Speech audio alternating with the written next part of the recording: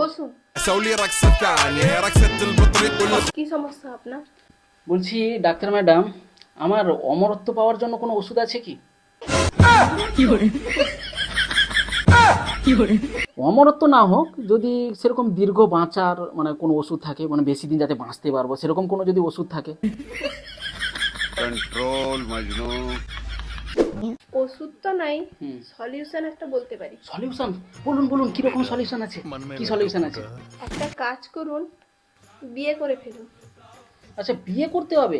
বিয়ে করলে কেমন অমরত্ব পাবো? বিয়ে করার দুটি কারণে আপনি অমরত্ব পাবেন। তাহলে বলে ফেলুন, এক্ষুনি বিয়ে করে নিব আমি। এক নম্বর হচ্ছে আপনার বিয়ের পরে আপনার যে দীর্ঘদিনের বাঁচার ইচ্ছা আছে, ও ইচ্ছা আর থাকবে না, ওটা সারা জীবনের মতো চলে যাবে। আর 2 নম্বর হচ্ছে আপনি বিয়ের পরে যতদিন বাঁচবেন আপনার মনে হবে দীর্ঘদিন বেঁচে আছেন।